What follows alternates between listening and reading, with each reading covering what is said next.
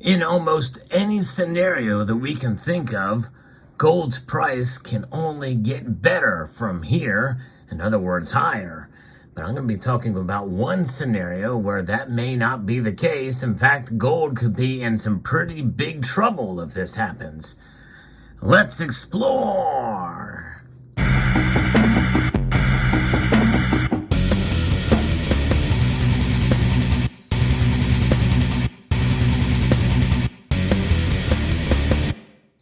You know, gold is a metal that has sustained its value for a long course of time. It is, for all intents and purposes, essentially flirting with all-time highs in nominal dollars.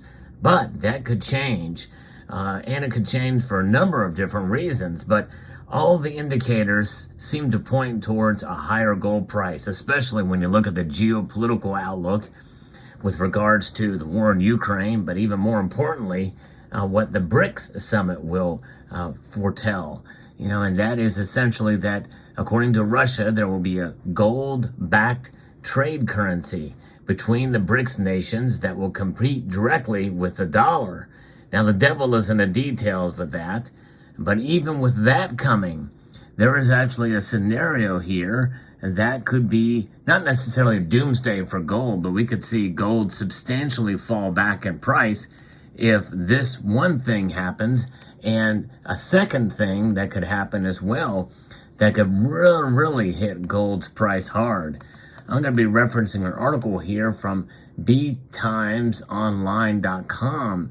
This is the Business Times. It talks a little bit about what central banks are doing. Now, we know that 2022 was a record year for central banks buying gold, and they really have not slowed down. But there is one study that UBS Bank has done that is a little contrary to what the narrative is, the popular narrative is out there. During the period of aggressive interest rate hikes by the Federal Reserve, gold has exhibited intriguing resilience.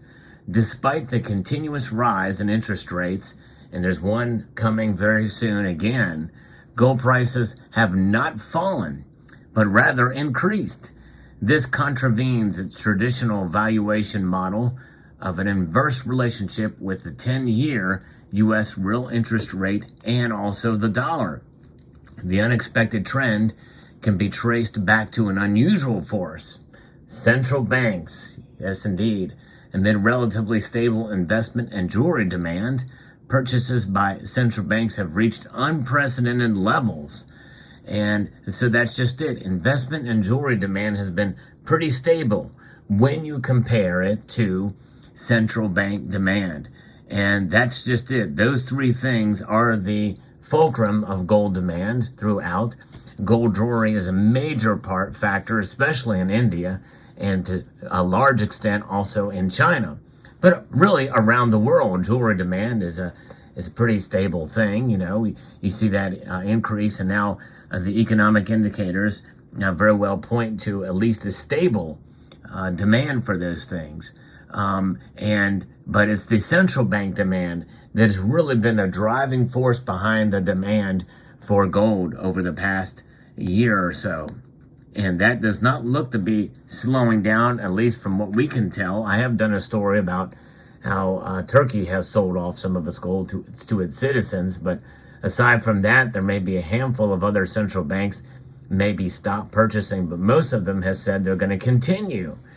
So this study is a little bit shocking, and this could be a game changer for gold, at least in terms of its continued rise amidst what we know is coming, or what we think is coming, at least based off of what Russia says, but also in terms of the economic outlook as well, too.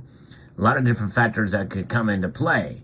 But with real interest rates persisting, and with high real interest rates persisting, and the risk-averse impulse sparked by the banking crisis in March essentially exhausted, it's crucial to determine whether the gold rush of central banks can continue to support gold prices in the future.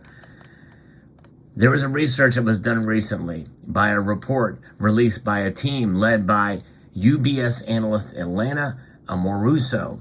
examined the appropriate weight of gold in central banks' reserve investment portfolios.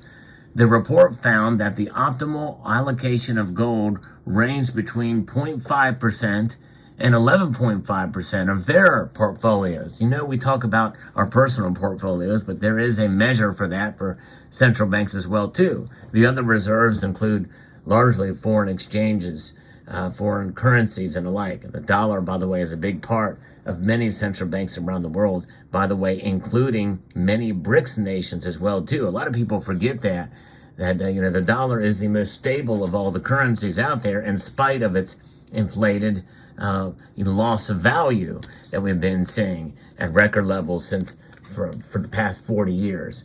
Gold, though, is the ultimate store of wealth. We know that. Central banks know it, but that's a pretty small allotment there. You know, we think about that as a large range, but central banks around the world have different resources, obviously. Some banks, like the Canadian Bank, have exhausted all of their gold. The United Kingdom sold off a whole lot of it at record low prices. It's crazy.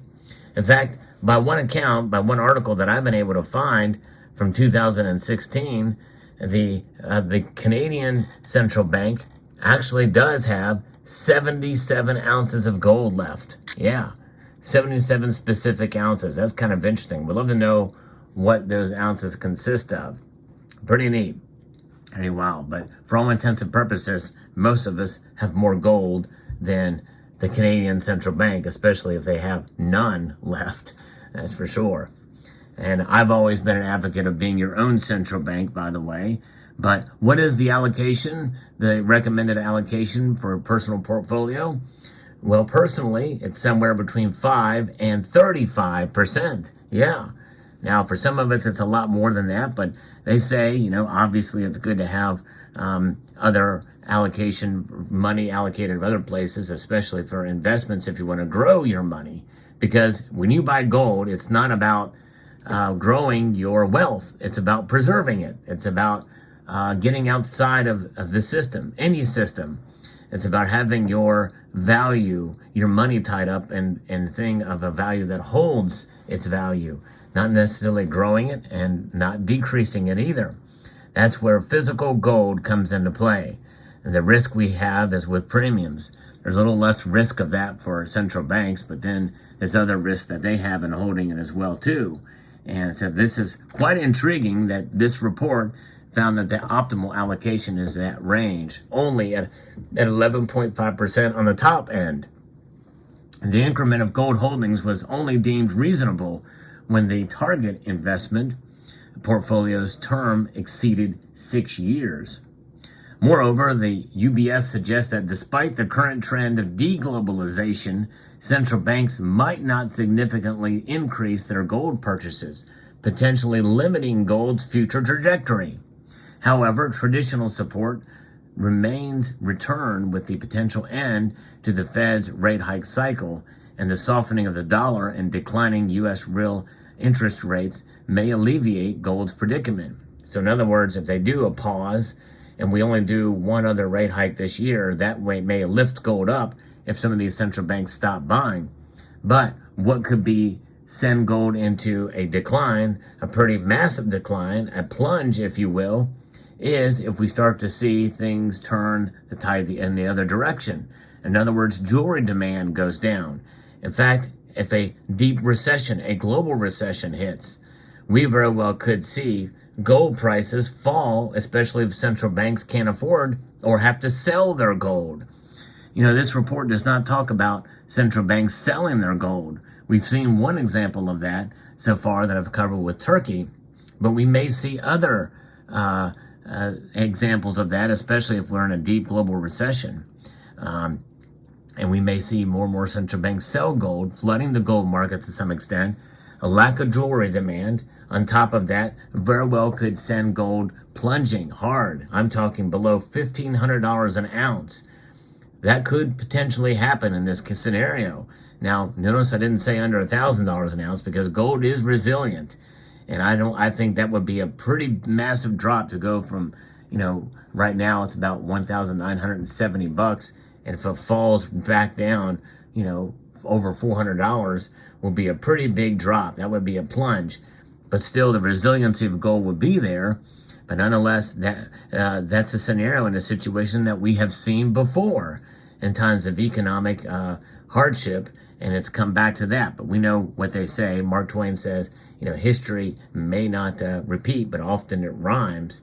But the thing is, die and fly, they're completely different words, but they rhyme. Well, the circumstances are very different now, especially with what's going on in the world. And China reopening and their economy is not as even though they have the second largest economy in the world, it is fragile. And our economy is fragile. I think the whole world is hurting in many different ways. And this BRICS currency certainly, as much as the high hopes that most in the stacking community are salivating over this BRICS currency, this announcement that it's coming may mean that it may not be ready for prime time or for the game day until a couple of years from now. And even as such, to get it tied to gold may be much trickier than many people think. Be prepared for the announcement to come, and it may not be as big a deal or as impulsive and as immediate as many people think. And so that's the thing we have to keep in mind as well too. So it's a fascinating report here by UBS, and UBS is not saying here that central banks are necessarily going to sell their gold, but it could happen, especially if we start to see the economy tank at first. Now remember, gold protects us from recessions as well, but usually it's at the tail end of a recession, even a deep recession, because what do people do? They go to the safest thing they can think of, and the overall market does not run to the safety of gold at first. The general market, just as we saw back in March of 2020, they ran to the safety of this. Yeah, I kid you not. As crazy as that sounds, that's exactly what they did. And they could do it again in spite of an inflated dollar. Why? Because, at least according to the official numbers of the chefs at the Cook the Books Club, the dollar is stable. It's stabilizing, which means there's disinflation. Inflation is decreasing at a rate to where it's 3% now as opposed to 4% last month from a year ago, where it was 9.1%, by the way. Yes, inflation's still rearing its ugly head, and by the way, food and other things are sky high, much higher than that. So those are the things that we have to keep in mind here.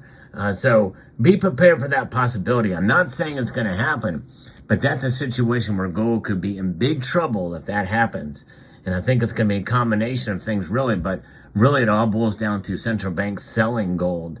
Central banks selling gold. And according to this UBS report, they may be at the point where they're going to be pausing too. The Federal Reserve is going to be pausing raising rates, and the central banks may be pausing and adding more gold. So we'll see how it plays out, but nonetheless, still believe in gold. But it's good to look at all the different possibilities out there. Let me know what your thoughts are in the comment section below. Hope you found this video informative, insightful, and educational. I'd like to extend a multitude of gratitude to all of you for taking the time to watch, and to encourage you to please rate, share, comment, and subscribe.